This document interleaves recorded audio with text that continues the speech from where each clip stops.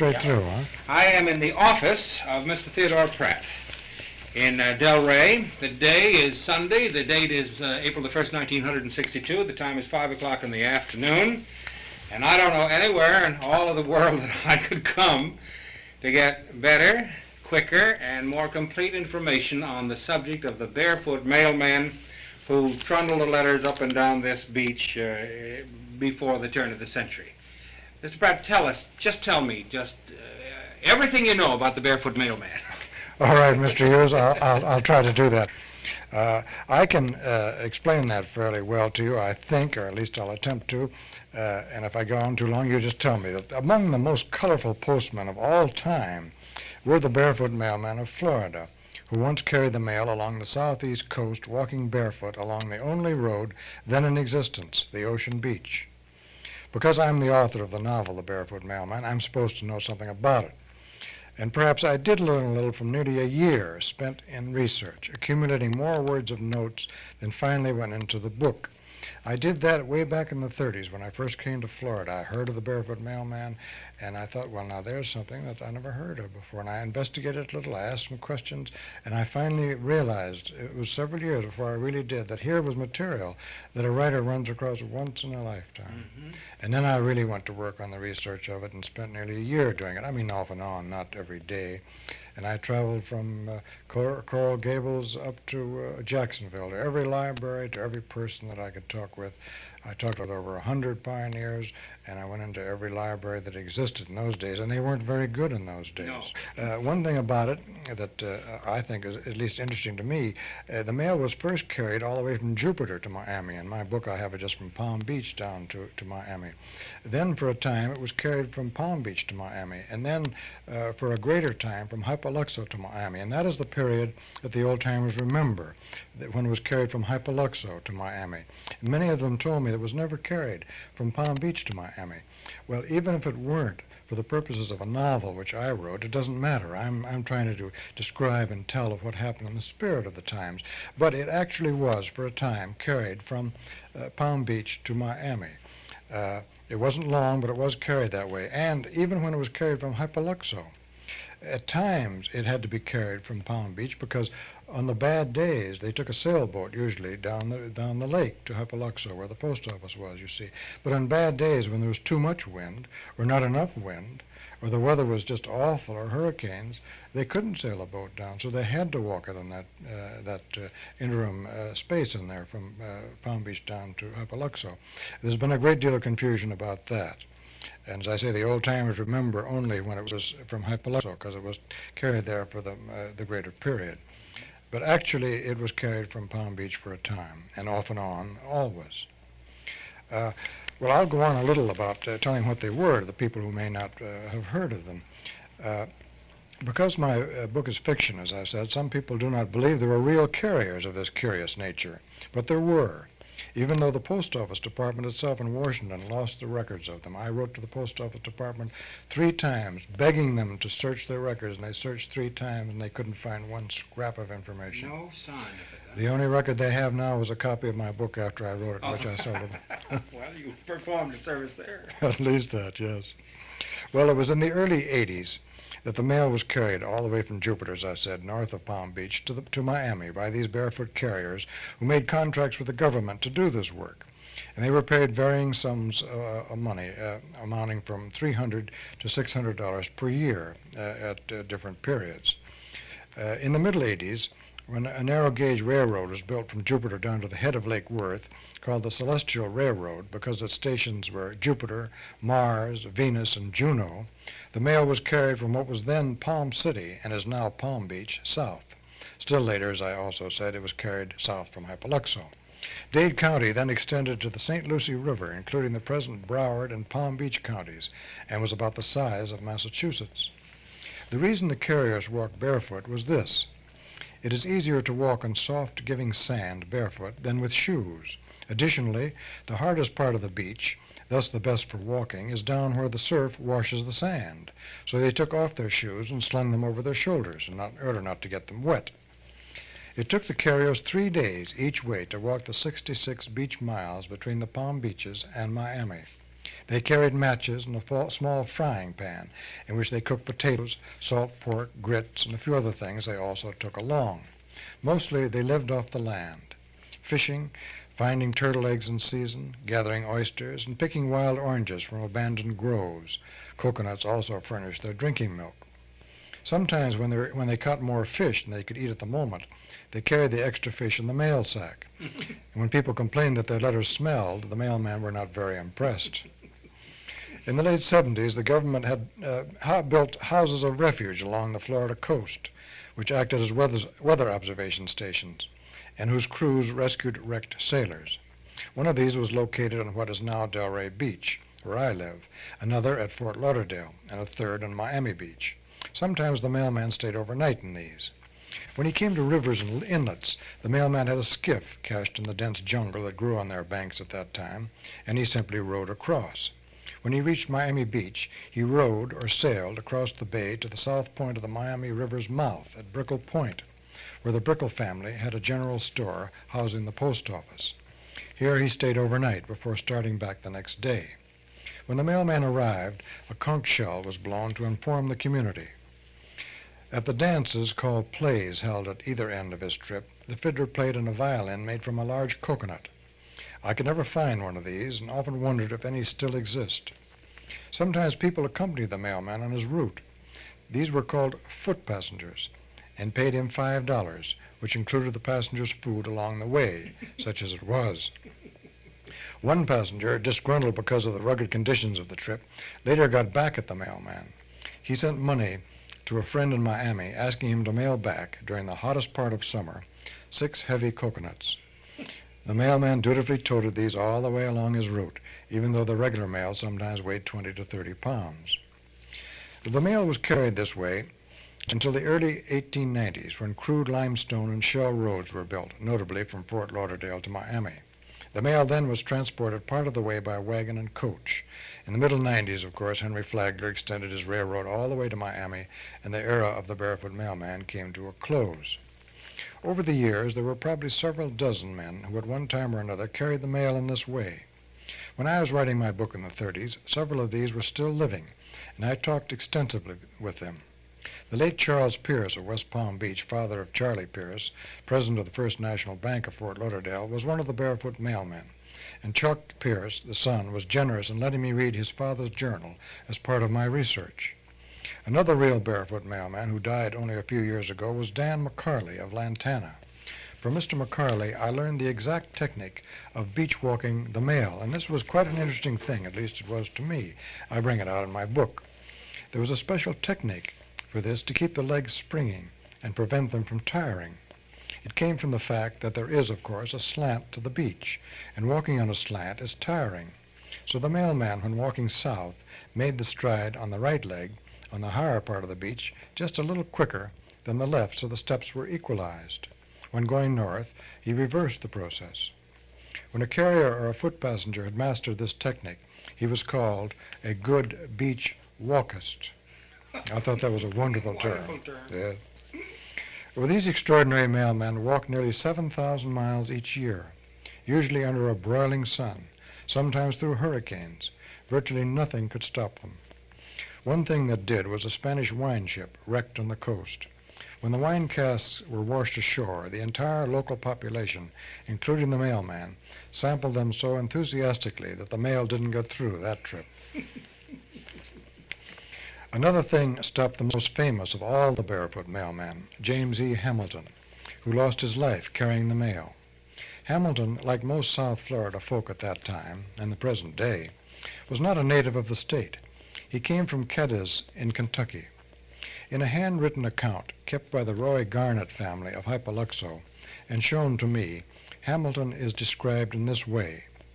Born and reared away from the evils of any large city, Ed Hamilton, 32 years, strong, active, and above all honest, was ready to undertake any honorable purpose at any hazard.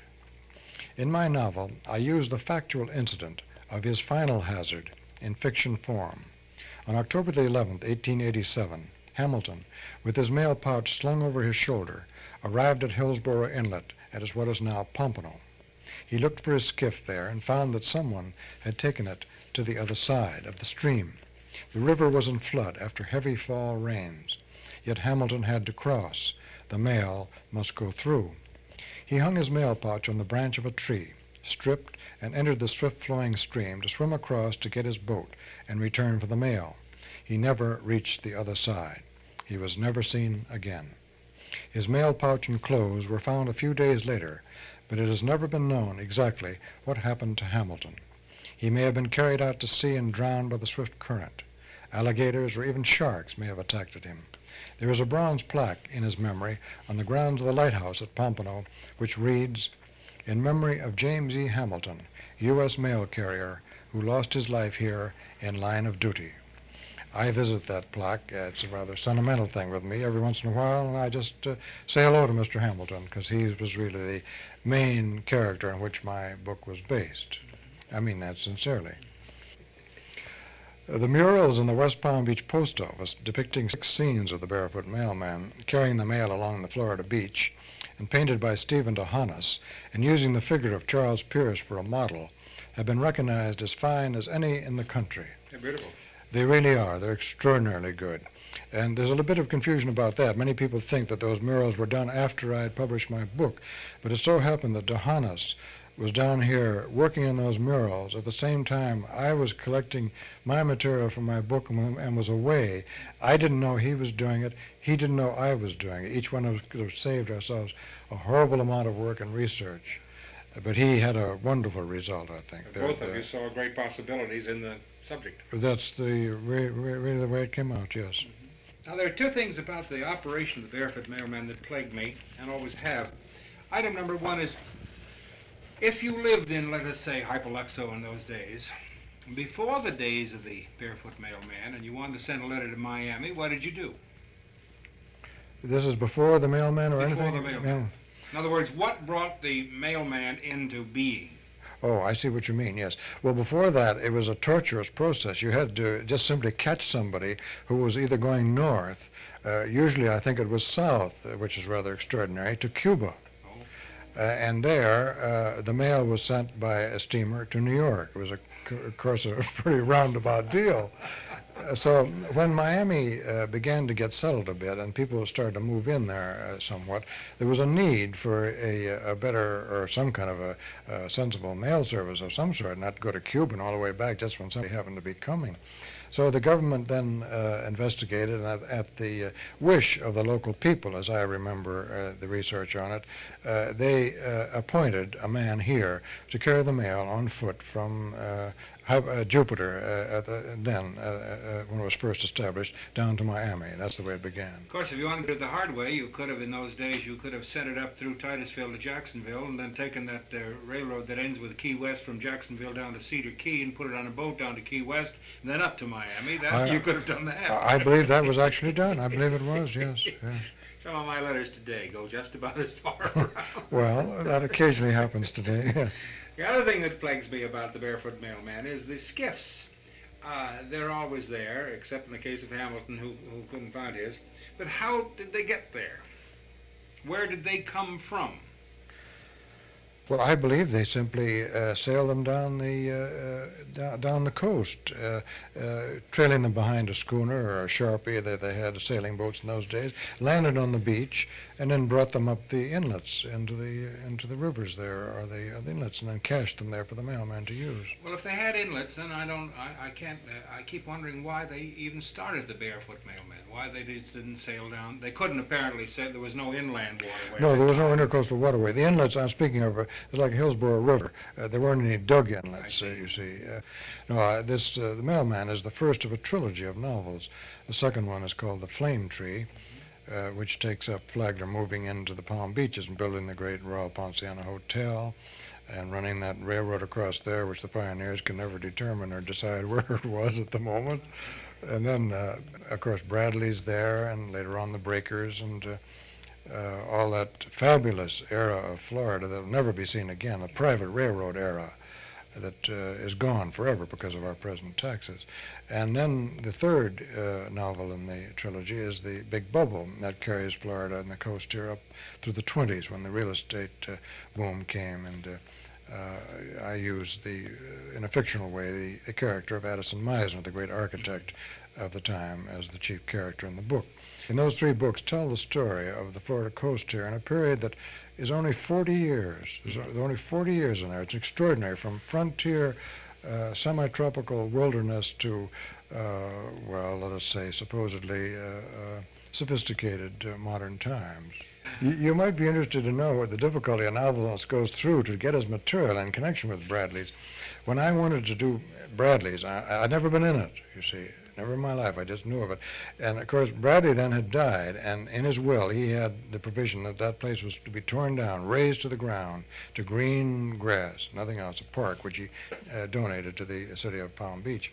Well, this thing I want to describe, and I want to describe it accurately. I've tried to make these books as authentic as I possibly could, which may be the reason that I'm very happy to have them studied in the Florida colleges and universities now.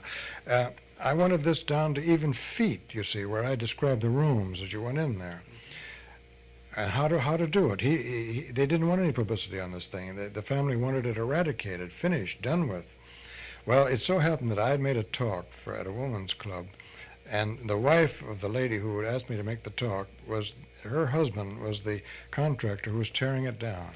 I call for my pay. I wanted my favor done, given back to me. So they were very good about it, and he said, I'm not supposed to do it really, and I can only do it with the permission of the Bradley lawyers, but you be there at 9 o'clock tomorrow morning. And I was there, and there were true Bradley lawyers, and one on each arm. They showed me through in great detail just before they tore Bradley's down. So the reason I have that in the big bubble is that kindness shown to me to get that. Of course, to me, and I suppose to you too, as fascinating as anything in all of this business is the research involved. That's right, yeah. No, behind those doors there on the shelves, I've got probably, I've never counted them, that's an estimate, a minimum of 1 million words of notes on the Florida stuff I've written about, which will all go to some university. Many of them have asked me to give them to them someday, which I'll probably do. You're not going to write any more historical novels? I don't think so. I greatly doubt it. I mean, I've done it, I feel. I mean, people come to me and they say, well, the other day a bookseller said, well, why don't you write another book called The Son of the Barefoot Mailman? See, I mean, this mailman is such a big success, why follow it up? And I told him, well, I think it'd be a big mistake. You can never follow up a thing like that. You should never attempt to, never try it. I mean, the Mailman, the Barefoot Mailman is a book that, as I said previously, it's material that a writer runs across once in a lifetime. The reason that it goes on selling is not too much that I did a terrific job writing it. Let's say that I did a fairly good job of it, but it's the material. It's a piece of folklore that is unique. It's colorful, and it's romantic, and it's in a unique place in Florida at a unique time. And that's the reason that book probably, at least is showing faint signs, may live a few years. But that's the real reason for it. Almost any good writer could have written that with the material on hand there. Well, maybe so.